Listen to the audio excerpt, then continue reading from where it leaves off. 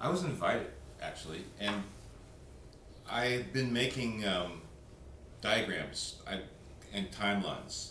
That's the consistent thing in most of my work, is that it usually has kind of a left to right relationship with time. And so I've been making a few of those, and someone in your curatorial outreach group must have seen something, and some of them are on the internet. But also I'm in the same gallery. I'm an artist, working artist, and my work isn't really made for the scientific communities. It's made for the public, and it finds its way out through galleries and art venues and things like that. And another artist was commissioned by Places and Spaces to do a diagram that Katja Berner had in mind, which was a kind of a genealogy of science, showing kind of how an idea comes out.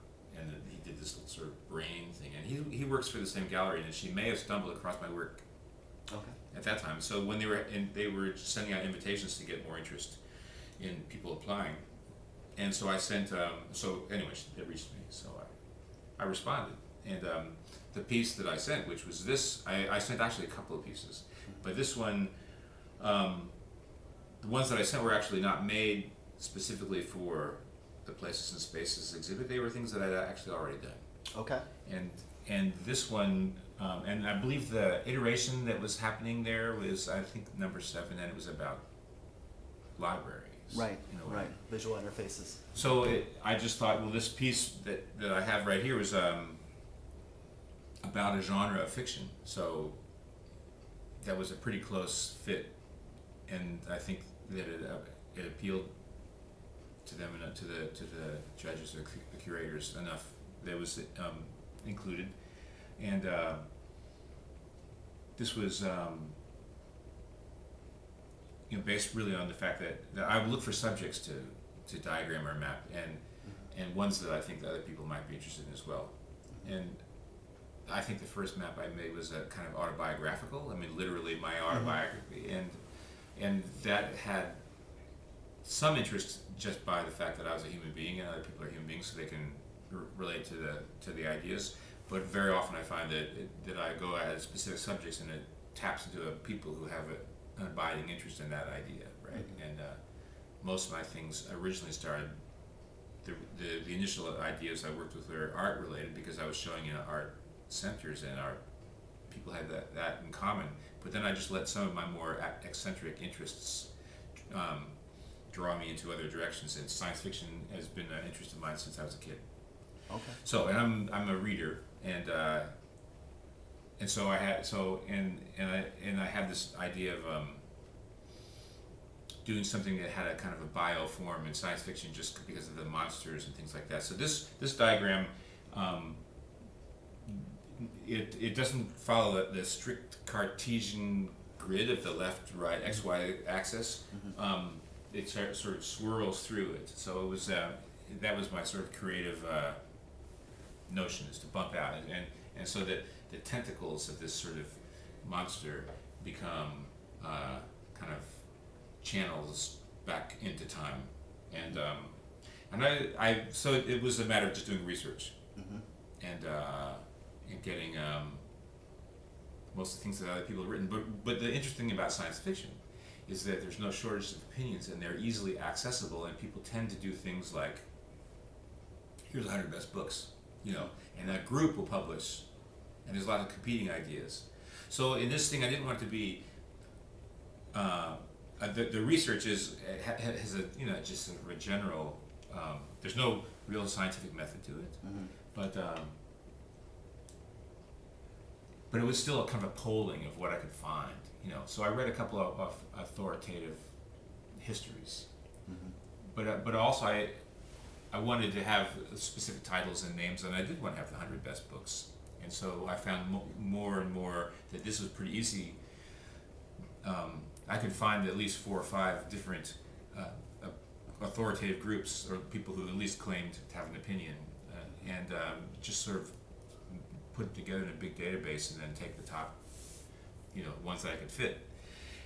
And so eventually, you have the earlier people talk about like the beginnings of science fiction. It actually doesn't really start until you have science.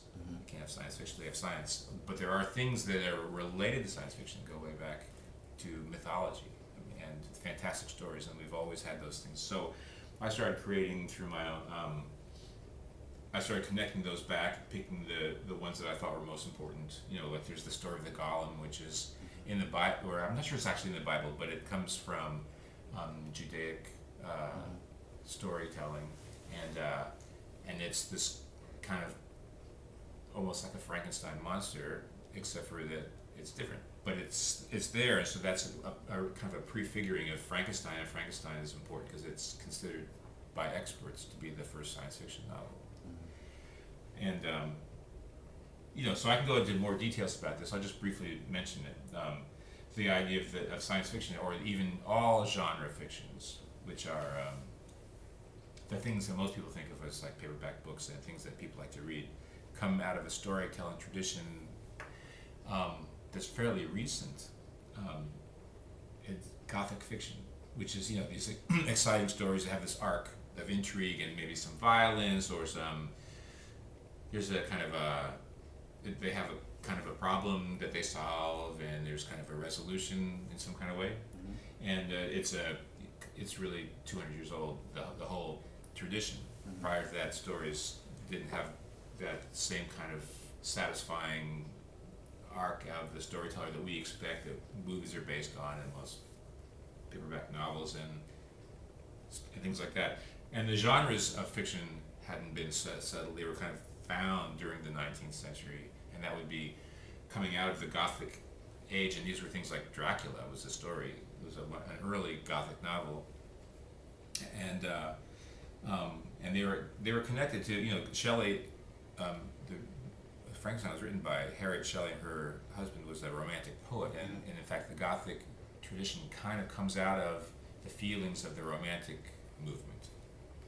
And this kind of gives a kind of a genealogy where you trace it back and you get to see the roots that is actually connected into deeper aspects of our culture. And so the idea of these tentacles are there a little bit like roots, and they pass through this cloud of science, and they go back into things like mythology, and what people like Campbell will say is the kind of the sources of mythology, which is this kind of wonderment about the world and fear, apprehension about the world, and so that's what these things go back. And then as they come through, and we develop these the kind of industrial and middle class and leisure time and things like that, where fiction has a place in people's lives. Science fiction kind of blooms out, and other forms of fiction like westerns and detective stories and horror stories have also formed at that time. Romantic novels, and they kind of, in this thing, they go off into a different, because this is really about science fiction. And then we just march through the various periods of time, and that's pretty well documented. You know, that's most science fiction people, you know, know about Jules Verne, and then the pulps and H.G. Wells, and then the magazines that come out, Campbell and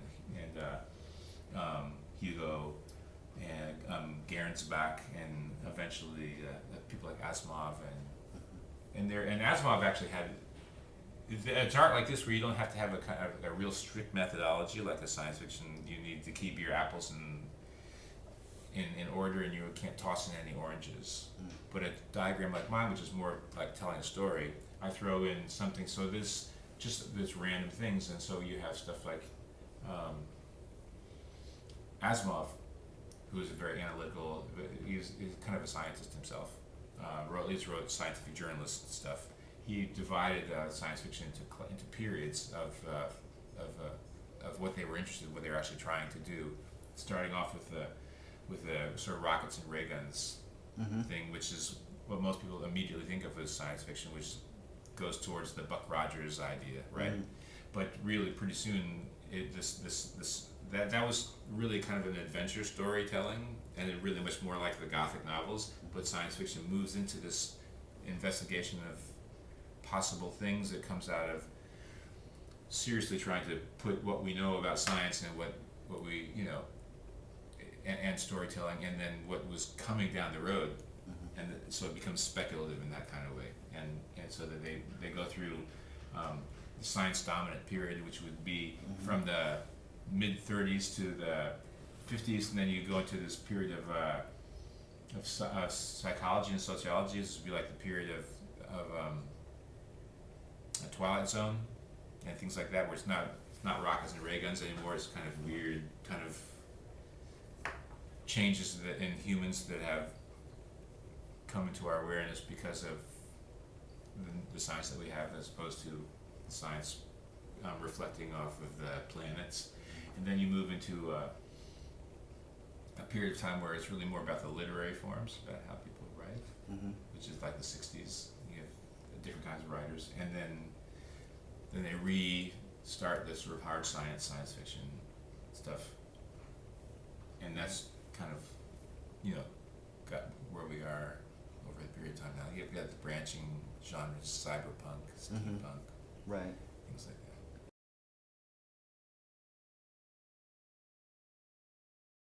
The sort of base of the soup happens on a level of this, of not a kind of methodical thinking, but just sort of like letting things come in and cook on that kind of back burner where you don't really know what's going on. But as the ideas begin to be clarified, I start using large pieces of paper and making sketches of the ideas.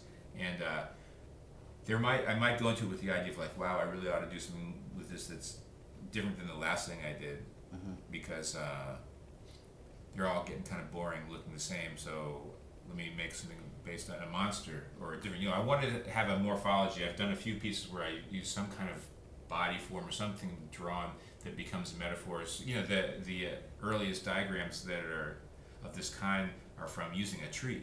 It's like a family tree diagram starting quite some time ago with they used made a genealogical tree for Jesus that would connect King David to Mary, and but the idea was that you have a tree, and a tree is a form that everybody understands. This branching, we know it has a root, and it goes somewhere. So you're using this as kind of a metaphor for the movement of time and the, inheritance, connectivity. Where something comes out of another. That's really the idea. And a tree, the branch comes out of the trunk, comes out of the root, comes out of the earth. So this is a good metaphor for inheritance, for evolution, for the progress of an idea. So that was the idea, is that if you have that metaphorical form, it becomes an organizing principle that conveys a lot of information that people already know to help them understand what you're trying to tell them, right? That's the idea, is that you use something that you need. You can't start from scratch. You need to use things that people already understand in order to tell them things that they don't already know. And so I'll look for some helpful metaphor or style or connecting and putting together two ideas. In this case, it makes use of the kind of the octopus squid kind of thing as having some relationship to branches and trees. And I don't think that people probably ever thought of a squid as being something that would convey a sense of time, but they're making the connection when they see this with trees and roots, I think, or conduits at least, things moving through. Some people think a lot of mine look like intestines and stuff like that, but what it still means is this kind of tube that's like a conduit for something.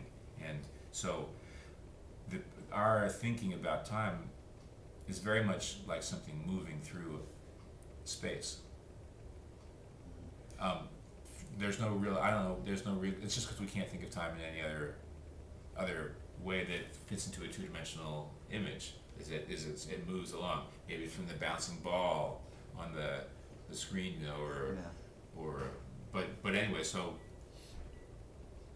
wherever it came from, I don't know, but it's still well understood, so people can, and that's the beginning of telling a story, and that's my job. If you were gonna say, if you wanted me to say the thing that I try to do the most, the thing that I try to not lose sight of, is that I'm telling a story with these things. That I want you to come away with an understanding of what I said, and am more interested in that you get it than in that it's a perfect storytelling, that it has to be compelling, has to draw you in and leave you with an understanding. I don't believe that there, when you move from one media to the next, or you just thought and thinking and understanding, you're always losing something. So the point is that I want to make my choices based on a communicative idea rather than for instance, science. It's important to keep the data clean, and to not put anything in there or throw anything away that'll corrupt the tracing back of so that there's the methodology has to be repeatable and clean, where mine has to be compelling and informative, and understandable. So this difference, and so a lot of the places, spaces, diagrams use a different set of standards than I do, and that's because they come out of a more rigorous, or let's just say a different rigorous discipline, where the methodology can't be corrupted, and storytelling, corruption can work in your favor. I mean, as long as you because what you're following is not connected directly to the world. It's connected to the understandings. Like that's the ultimate judgment is based on, does it work in people's minds, not is it an accurate reflection of as something that's on the ground. So it's just a bit different. I mean, we hope they would all line up in the long run, but in fact, none of them actually line up. That's just the job of science and storytellers, is to try and get it so that we're better lined up. But in the end,